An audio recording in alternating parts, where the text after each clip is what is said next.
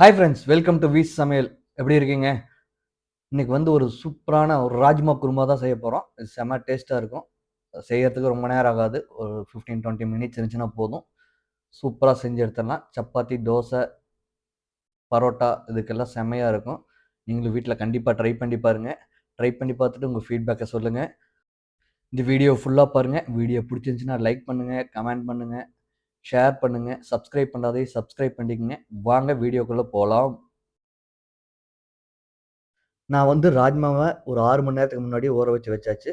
ஊற வச்சு லைட்டா உப்பு போட்டு, அது மூழ்குற அளவுக்கு மட்டும் தண்ணி ஊத்தி, ஒரு 20 மினிட்ஸ் நல்லா வேக வச்சுக்கங்க. இல்லைன்னா குக்கர்ல விட்டு 1 விசில் ஆர் 2 விசில் விட்டுருங்க. அது வெந்து வரட்டும். அதுக்குள்ள இதுக்கு மசாலா ரெடி பண்ணிறலாம். ஒரு பேன வச்சு, அதுல 1 டீஸ்பூன் எண்ணெய் ஊத்தி, பட்டை, கிராம்பு, சீரகம், அப்புறம் பெரிய வெங்காயம், நீங்க சின்ன வெங்காயம் கூட போட்டுக்கலாம். சின்ன வெங்காயம் போட்டீங்கன்னா, இன்னும் டேஸ்ட் அதிகமா இருக்கும். அப்புறம் பூண்டு 2 பல்லு, இஞ்சி சிறிதளவு. இது சேர்த்து நல்லா வதக்கி விடுங்க. நல்லா வதங்கி வரட்டும். வெங்காயம் ஒரு 1/2 பதம் வெந்த பின்னாடி, இது கூட காஞ்ச மிளகாய் ஒரு 4 காரத்துக்கு, அதையும் சேர்த்து நல்லா வதக்கி விடுங்க. இந்த மசாலால கார மிளகா காஞ்ச மிளகாய் சேர்த்துறப்ப உங்களுக்கு காரம் நல்லா இருக்கும். நல்லா அப்படியே எடுத்து குடுக்கும். மசாலாஸ்ல வர காரத்த விட இது நல்லாருக்கும். அதனால காஞ்ச மிளகாய் போடுறோம். இது கூட பொடுசா நறுக்குன மீடியம் சைஸ் தக்காளி 1 போட்டு நல்லா வதக்கி விடுங்க. நல்லா வதங்குன பின்னாடி காஷ்மீரி மிளகாய் தூள் 1 டீஸ்பூன், மஞ்சள் தூள் 1/4 டீஸ்பூன், கறி மசாலா 1 டீஸ்பூன், கரம் மசாலா 1/4 டீஸ்பூன், கொத்தமல்லி தூள் 1 டீஸ்பூன் இதெல்லாம் போட்டு லோ ஃப்ளேம்ல வச்சு நல்லா வதக்கி விடுங்க. நல்லா வதங்கி வரட்டும்.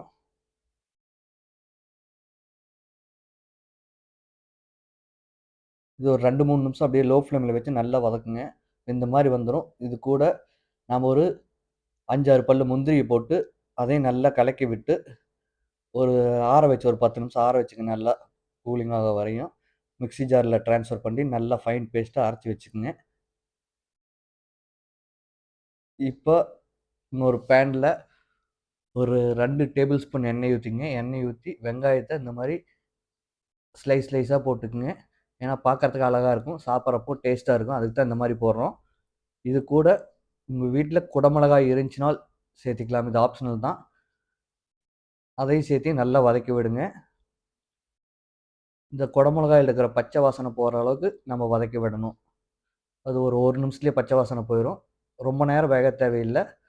இது கூட லைட்டா உப்பு சேர்த்துக்கங்க. ஆல்ரெடி நான் ராஜ்மால உப்பு சேர்த்திருக்கோம். அதனால லைட்டா போட்டீங்கன்னா போதும். நம்ம அந்த தண்ணி ஊத்தப் போறோம் அதுல.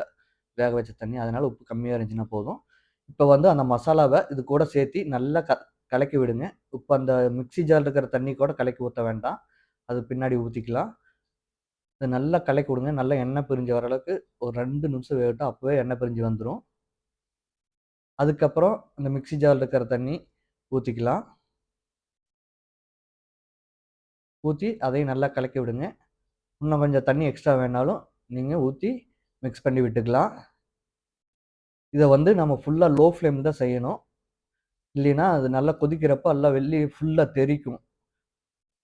இப்ப இது கூட தயிரு ஒரு 2 டீஸ்பூன் நல்லா விஸ்க் வச்சு நல்லா அடிச்சு விட்டு சேர்த்துக்கங்க. இல்லைன்னா கட்டி கட்டியா இருக்கும் ஒரு சில இடத்துல. இது நான் கெட்டி தயிர் தான் எடுத்திருக்கோம். சேர்த்து விட்டு நல்லா கலக்கி விட்டுங்க. உங்களுக்கு பட்டர் போட்டா புடிக்கும்னா, இது கூட பட்டரும் சேர்த்துக்கலாம். பட்டர் சேர்த்துனீங்கனாலும் உங்களுக்கு டேஸ்ட் இன்னும் செமையா இருக்கும். தயிர் போட்ட பின்னாடி ஒரே ஒரு நிமிஷம் நல்லா ஃபுல்லா கலந்து விட்டுட்டு, இது கூட வேக வச்சு வச்சிருக்கிற ராஜ்மாவ சேர்த்திக்கங்க.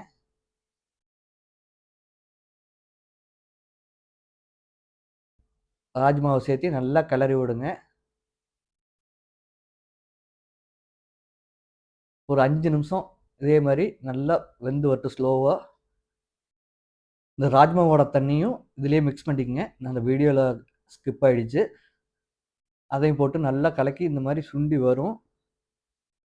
நல்லா சுண்டி வரப்ப வீட்ல கஸ்தூரி மெத்தி இருந்துச்சுன்னா, அத அப்படியே கையில தேய்ச்சு விட்டு, அது மேல தூவி விட்டுக்கங்க. கூடவே கொத்தமல்லி இல அதையும் போட்டு நல்லா தூவி விட்டு, ஒரு 2 நிமிஷம் கிளறி விட்டு, லோ ஃப்ளேம்லயே கிளறி விட்டு, அடுப்ப ஆஃப் பண்ணிக்கலாம் நீங்க.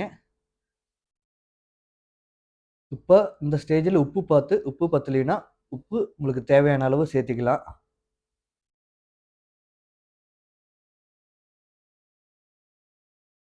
இப்போ நம்மளது ஃபுல்லா ரெடி ஆயிடுச்சு. நீ அடுப்ப ஆஃப் பண்ணிடலாம்.